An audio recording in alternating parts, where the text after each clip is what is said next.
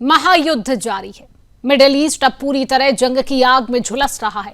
Israel और America के संयुक्त हमले ने ईरान की भूमि और ठिकानों को निशाना बनाया है। जवाब में ईरान ने भी किसी रियायत की बजाय कई अरब देशों में बने अमेरिकी सैन्य ठिकानों पर हमले किए। इस जंग का हर क्षण खतरनाक मोड़ ले रहा है। बात करें तो अब यूरोप के बड़े देश ब्रिटेन, फ्रांस और जर्मनी भी इस युद्ध में अब कदम रख चुके हैं। तीनों देशों ने संयुक्त बयान जारी कर अमेरिका और उसके सहयोगियों का समर्थन करने की कसम खाई है। वहीं चीन ने भी साफ कहा है कि वह ईरान के हितों की रक्षा करेगा और किसी भी हमले का जवाब देगा। मिडिल ईस्ट के कई देशों ने अपने एयर स्पेस को तुरंत बंद कर दिया है। नागरिकों को एडवाइजरी जारी की गई है। गैर जरूरी यात्रा और मूवमेंट से बचने के लिए कहा गया है। यह युद्ध अब केवल 2 देशों तक सीमित नहीं है, बल्कि पूरी दुनिया के लिए खतरा बन गया है। ईरानी इस्लामिक रिवोल्यूशनरी गार्ड कॉर्प्स यानी IRGC ने धमकी देते हुए कहा है कि उसने दुनिया की तेल आपूर्ति के लिए महत्वपूर्ण shipping root straight of Hormuz को बंद कर दिया। IRGC के एक अधिकारी ने चेतावनी दी कि अगर कोई जहाज इस रास्ते से गुजरने की कोशिश करेगा तो उसे निशाना बनाया जाएगा। यह भारत के लिए भी गंभीर खतरा है, क्योंकि भारत का करीब 50% तेल इसी मार्ग से आता है। हालांकि अमेरिकी सेंट्रल कमांड का कहना है कि स्ट्रेट ऑफ हॉर्मुज़ फिलहाल बंद नहीं है, लेकिन यह टकराव वैश्विक ऊर्जा सुरक्षा को सीधे खतरे में डाल चुका है।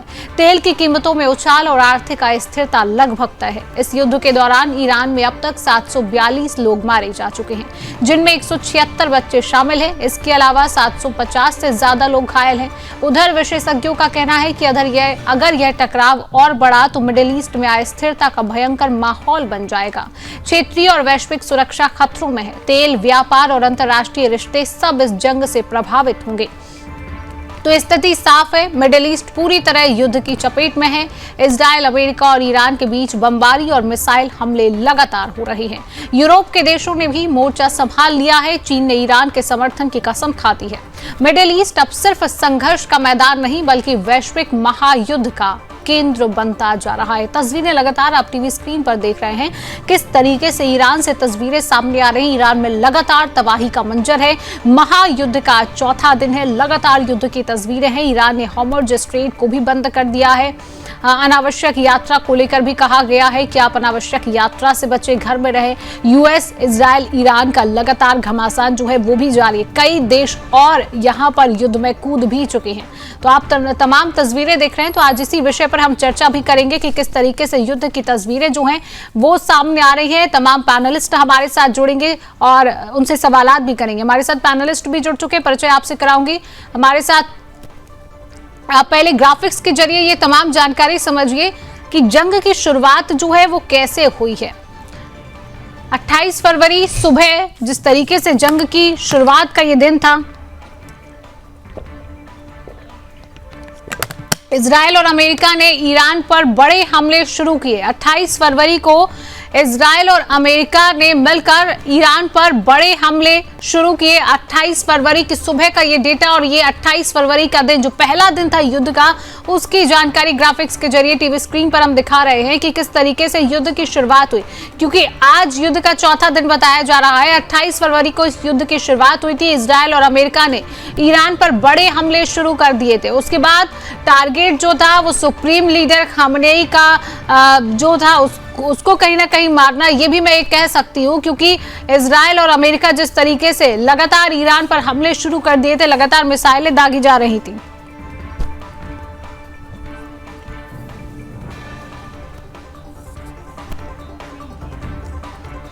और फिर उसके बाद 28 फरवरी से 1 मार्च के बीच ट्रंप जो है सोशल मीडिया पर एक जानकारी साझा करते हैं और उसमें सबसे पहले ट्रंप ये जानकारी देते हैं कि खामनेई मारे गए हैं। डोनाल्ड ट्रंप ट्वीट करके ये जानकारी देते हैं। तो आज इसी विषय पर चर्चा कर रहे हैं कि लगातार युद्ध का चौथा दिन है। आगे क्या तस्वीरें अब युद्ध में आगे हो सकती है, इसी को लेकर तमाम सवालात होंगे। पैनलिस्ट हमारे साथ जुड़ चुका है रक्षा विशेषज्ञ मेजर जनरल आशीष चतुर्वेदी जी हैं। सर, बहुत बहुत स्वागत है आपका सुदर्शन न्यूज में। हमारे साथ सुधीर सिंह जी, विदेश मामलों की जानकार। सुधीर जी, आपका भी बहुत बहुत स्वागत करती हूँ सुदर्शन न्यूज में। सुधीर जी, आज जिस तरीके से हम देख रहे हैं कि 28 फरवरी से जब ये युद्ध की शुरुआत होती है, लगातार इजराइल, अमेरिका मिलकर लगातार ईरान पर हमले करते हैं, खबर सामने आती है कि खामनेई मारा गया, उसके बाद तमाम सवाल खड़े हो जाते। आज चौथा दिन है, किस तरीके से देख रहे हैं? क्या युद्ध रुकने की संभावना है, क्योंकि कई देश अब और इसमें शामिल होते जा रहे हैं?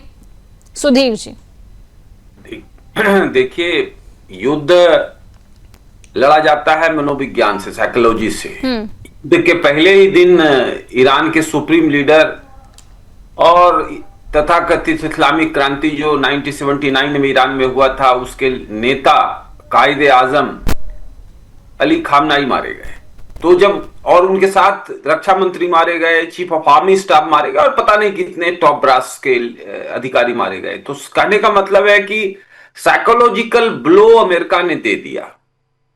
और डेथ टू अमेरिका, ये नारा 1979 में जब अताउल्लाह खामनेई आए थे, इस्लामिक रिवॉल्यूशन हुआ था, तब से चल रहा था। लेकिन डेथ टू खामनेई जो है वो डोनाल्ड ट्रंप ने दिया। तो मैं पहली बात तो ये इंगित करूंगा कि 47 साल से अमेरिका का राष्ट्रपति जो कोई काम नहीं कर पाया, वो काम डोनाल्ड ट्रंप ने कर दिया और उनके ये लीगेसी में जाएगा। नंबर 2 बात की, अमेरिका पूर्ण तरह से वॉर लड़के ईरान को बर्बाद नहीं करना चाहता है। अमेरिका का ताजा जो है कि 2 बातें हैं कि परमाणु जो एक्विजिशन है, न्यूक्लियर वेपन एक्विजिशन, उसको खत्म करें, बिल्कुल जड़ से खत्म करें और रिजीम चेंज करें, एक लेवल ऑफ डेमोक्रेसी लाएं ईरान के अंदर। और मुझे लगता है व्यक्तिगत तौर पर ये वॉर जो है 2-4 दिन और चलेंगे, लेकिन बातचीत भी चल रही है और जो बचे खुचे लोग लड़ रहे हैं ईरान की तरफ से, जो भी लीडरान हैं, वो भी सरेंडर कर जाएंगे। क्योंकि यहां लड़ाई 10 वर्सेस 90 की है और ये टेक्नोलॉजी का वॉर है, मिसाइल वॉर है। अब आप समझिए कि खामनेई मीटिंग कर रहे हैं और ये अमेरिका और इजराइल को पता है और उसी समय मिसाइल आके उस कंपाउंड को ठोक देता है। तो ये कहीं ना कहीं उसके भेदिए तो वहां भी थे। तो ये वेल आइल्ड हैं और इनको जो है बिल्कुल खामनेई को खत्म करके मुल्ला तंत्र को ईरान से खत्म करना था। अभी आप मत भूलिए कि दिसंबर 2025 में खामनेई ने लगभग 20,000-25,000 अपने ही लोगों की हत्या करी थी, चूंकि वो डेमोक्रेसी मांग रहे थे। तो इस एक और पक्ष है कि ईरान के लोग आज क्या चाहते हैं। तो लगभग मुझे लगता है कि 2-4 दिन में ईरान के लोगों में भी ये मत बन जाएगा कि जो मुल्ला तंत्र है वो चला गया, डेमोक्रेटिक ऑर्डर में चला जाए और फिर व्यवस्था बनेगी। एक पक्ष ये है। लेकिन अगर युद्ध हुआ जी, तो युद्ध में लड़ेगा कौन? रूस के 11 लाख जवान मारे जा चुके हैं यूक्रेन के फ्रंट पर। चीन कोई लड़ाई वड़ाई करा नहीं कभी, सिर्फ पैतरेबाजी करता है, जुबानी लड़ाई करता है। और वो वहां पैतरेबाजी से काम नहीं चलेगा, वहां डायरेक्ट वार शुरू है। तो चीन आने वाला नहीं है, बयान वान देगा। यूएन में जाता है। लेकिन चीन कहीं ना कहीं समर्थन में बयान दे रहा है, समर्थन में कहीं ना कहीं सुधीर जी बयान है ईरान के लिए कि वो खड़ा रहेगा। आप जहां पर रहती हैं शिवांगी जी, वहीं पर पड़ोस में जो है पार्क में गोलियां चल रही हैं और आप समर्थन दे रहे हैं अपने कमरे से बैठ करके कि ठीक है ये गलत है। बस इतना सा कहना आपके लिए ठीक है, लेकिन स्थिति में कोई परिवर्तन नहीं ला रहा है। चलिए ठीक है, आशीष जी भी हमारे साथ जुड़ चुके हैं, मेजर जनरल आशीष चतुर्वेदी जी। आशीष जी बहुत बहुत स्वागत है आपका सुदर्शन न्यूज में। आशीष जी, जिस तरीके से युद्ध का चौथा दिन है, अगर हम ईरान पर ही नजर डालते हैं, ईरान की ही हम बात करते हैं, क्या लग रहा है सैन्य रणनीति पर कितना क्या असर पड़ रहा है ईरान की? क्योंकि लगातार अभी संभावनाएं नहीं है कि युद्ध रुकेगा, युद्ध लगातार चल रहा है। आशीष जी देखिए, अमेरिका जो है वो एक ऐसा देश है जो विश्व में जहां भी तेल है वहां उन देशों पे कब्जा करना चाहता है, जो कि गलत है। निश्चित रूप से पूरी दुनिया को दिख रहा है, गलत है। और अभी उसने वेनेजुएला पे भी यही किया और ईरान पे वो ये करना चाह रहा था। उनकी प्लानिंग ये थी कि अगर हम उनकी टॉप लीडरशिप को खत्म कर देंगे, तो जैसे इराक पे कब्जा कर लिया था सद्दाम हुसैन के मरने के बाद, वैसे हम ईरान पे कब्जा कर लेंगे। लेकिन उनकी कैलकुलेशन जो है वो काफी गलत चली गई। ईरान बहुत मजबूती से लड़ रहा है। ईरान ने अमेरिका के 8-9 देशों में जहां बेस थे उन पे बहुत ताबड़तोड़ हमला किया और बहुत भारी नुकसान पहुंचा दिया। उसका आयरन डोम इजराइल का जो है वो हाइपरसोनिक मिसाइल्स को रोकने में सक्षम है। हाइपरसोनिक मिसाइल्स को रोका नहीं जा सकता है। तो अब जो है ईरान जो हमला कर रहा है वो हाइपरसोनिक मिसाइल से कर रहा है। तो अब इनकी टेंशन इसलिए बढ़ रही है कि हमने ऊपर की लीडरशिप खत्म की है, लेकिन हम जो है उसकी जो युद्ध लड़ने की क्षमता है उसको कम तो नहीं कर पा रहे, वो तो उल्टा बढ़ती चली जा रही है। और आप देखेंगे कि धीरे धीरे इसका असर अब आपको विश्व में दिख रहा है कि पाकिस्तान सऊदी अरेबिया को छोड़ करके बाकी सभी देश जो हैं, जो अमेरिका के साथ भी थे या उसके साथ पक्ष में है, उन्होंने कह दिया है कि हम अपनी जमीन अमेरिका को ईरान पे एयर स्ट्राइक्स के लिए नहीं, एयर स्पेस नहीं दें। केवल पाकिस्तान और सऊदी अरेबिया जो हैं वो उसके इस मिशन में उसके साथ खड़े हैं, बाकी लोगों ने मना कर दिया।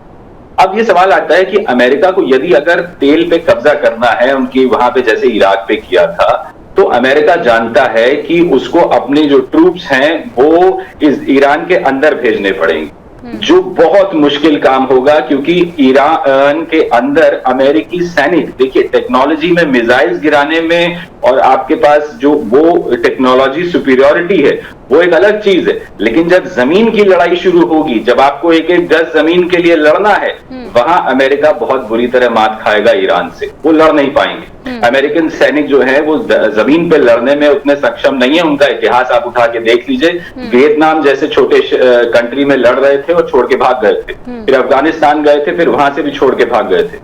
तो वो ये टेक्नोलॉजी में एडवांटेज उनको जरूर है, लेकिन अब उसका भी खामियाजा देखिए कहीं ना कहीं उनको उठाना पड़ रहा है, और उनको उम्मीद नहीं थी कि ईरान इतनी मजबूती से लड़ेगा। मुझे लगता है कि ईरान ने एक बहुत बड़ा संदेश दिया है पूरे विश्व के लिए, उन देशों को, कि भाई अगर आप या तो अमेरिका के आगे घुटने टेकते हैं, कुछ देश हैं जो टेकते हैं और कुछ देश के नेता हैं जो उनके आगे जाके नतमस्तक हो जाते हैं, लेकिन वहीं ईरान ने ये संदेश साफ किया है कि ना, हम झुकने वाले नहीं हैं, हम लड़ेंगे, और यही होना चाहिए। एक आदमी और इसका एक स्टैंड जो है वो मजबूत होना चाहिए, लेकिन कमजोर बन के अगर आप रहते हैं तो कोई भी फिर आप पे वार। सुधीर जी, आपसे समझना चाहूंगी, अगर हम तेल सप्लाई की बात कर रहे हैं, समुद्री मार्ग की बात कर रहे हैं, तो क्या यहाँ पर इसके लिए खतरा बढ़ सकता है? अभी बढ़ नहीं सकता है, बल्कि बढ़ गया है। ईरान की जो भौगोलिक स्थिति है वो स्ट्रेटेजिकली ऐसा है कि वो मध्य पूर्व से भारत आने वाले और चीन जाने वाले तेल को ब्लॉक कर सकता है। तो जब वॉर चल रहा है और खबरें आ रही हैं कि उन्होंने स्टेट ऑफ हॉर्मुज को बंद किया, अब इसका कोई ऑफिशियल रिपोर्ट नहीं है, लेकिन खबरें आ रही हैं। तो जब ये भड़केगा तो बंद ही करेंगे, क्योंकि ईरान के पास बहुत अच्छी नौसेना नहीं, लेकिन वो छोटे मोटे मिसाइल तो चला ही सकते हैं, क्योंकि उनके तट से करीब है वो पूरा इलाका। तो वो बाधित होगा तो पेट्रोल के दाम तो आप देख लीजिए, $4 पर बैरल तो बढ़ना शुरू हो चुका है। लेकिन और तरह की समस्याएं होंगी। अब भारत जैसे देश को एक लाइन लेनी पड़ती है। भारत न तो ईरान के साथ जा सकता है, न अमेरिका के साथ जा सकता है। भारत को एक लाइन लेनी है, और वो लाइन है मल्टी अलाइनमेंट की। वो लाइन है कि भाई जो इंटरनेशनल लॉ है उसकी पालना हो। देखिए, जो अमेरिका ने किया वो भी गलत है, और जो खोमनई कर रहे थे मुल्लाबाद के नाम पर वो भी गलत है। अपने ही लोगों को आप गोलियां मारेंगे इसलिए कि वो आपका विरोध कर रहे हैं। सभ्य समाज में, डेमोक्रेटिक सोसाइटी में ये सारी चीजें एक्सेप्टेबल नहीं है। रही बात तेल की, तो जब स्थिति अच्छी होगी तो ऐसे भाई हम ईरान से बहुत तेल ले नहीं रहे थे। ईरान से ऑलमोस्ट नील था हमारा तेल, चूंकि पीछे के सैंक्शन से ही हम तेल रोक चुके थे। लेकिन हाँ, हमारा चावार बंदरगाह है जो ईरान के साथ हम डेवलप कर रहे थे, उस पे के आसपास भी बमबारी हुई है, ऐसी खबरें आ रही हैं। तो ये हमारे लिए थोड़ी चिंता का सबब है, क्योंकि वो बहुत सारा काम हमने किया, बहुत इन्वेस्टमेंट किया है। अगर वो खराब हो जाता है तो हमारा सारा पैसा डूबेगा। लेकिन जब हमने लगा दिया है तो अब तो अपील ही कर सकते हैं संबंधित पार्टियों से कि भाई उसको आप बख्श दो, वो ईरान का नहीं है, वो भारत का है, भारत ने इन्वेस्टमेंट किया है। लेकिन जो बड़ा सवाल है कि खाड़ी में अगर युद्ध भड़कता है तो भारतवंशी करीब करीब 70-80 लाख हैं, और उनको लाने का जरूरत पड़ सकता है। और वो बड़े पैमाने पर जो है फिर एविक्वेशन कैंपेन चलाना पड़ेगा। आज भी 10 के करीब फ्लाइटें जो है जद्दा से इधर आनी है, दिल्ली, बंबई और देश के अन्य हिस्सों में। लेकिन बड़े पैमाने पर यह करना पड़ सकता है, त्रासदी आ सकती है, फिर ग्लोबल जो मुद्रास्फीति है, महंगाई बढ़ सकती है। तो तमाम चीजों के खतरे तो दिख रहे हैं। डिपेंड करता है कि ये संघर्ष कितने दिन चलता है। ये अगर 10 दिन में खत्म हो गया तो बहुत असर नहीं पड़ेगा, लेकिन अगर ये महीना दिन 2 महीना चलता है तो फिर असर पड़ेगा। चलिए ठीक है आशीष जी, प्रॉक्सी वॉर पर क्या असर पड़ेगा और क्या पड़ रहा है असर, अगर प्रॉक्सी वॉर की हम बात कर रहे हैं तो?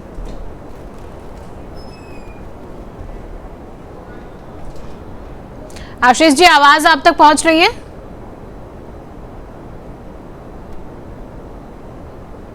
चलिए ठीक है, फिलहाल आशीष जी से संपर्क नहीं हो रहा है। सुधीर जी, आपसे भी समझना चाहूंगी, अभी जो स्थिति बनी हुई है, आपको क्या लग रहा है कि अमेरिका और इजराइल क्या इस स्थिति का लगातार फायदा उठाते हुए नजर आ रहे हैं? क्योंकि जैसा कि मैंने कहा कि उन्होंने साइकोलॉजिकली लड़ाई को आगे बढ़ाया है। चीन के एक बड़े विद्वान है जो कौटिल्य के समकालीन थे, सुन जू, उन्होंने किताब लिखी द आर्ट ऑफ वार। तो वो कहते हैं कि a king must win the war without wheezing the war.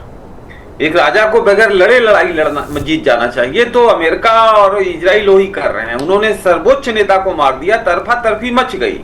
अब वो ईरान कितना लड़ रहा है वो एक बात है, लेकिन वो बहुत लंबा नहीं चलेगा। वो इसलिए लंबा नहीं चलेगा कि ईरान की खासी हालत, जो आर्थिक हालत है, माली हालत है, वो कमजोर है। 40 साल से सैंक्शन लगे हैं, छोटे मोटे कल पुर्जे नहीं है। ईरान इसलिए सरवाइव कर रहा है कि ईरान का आधा हिस्सा, ईरान एक बड़ा देश है, लगभग 16 लाख स्क्वायर किलोमीटर का ईरान है।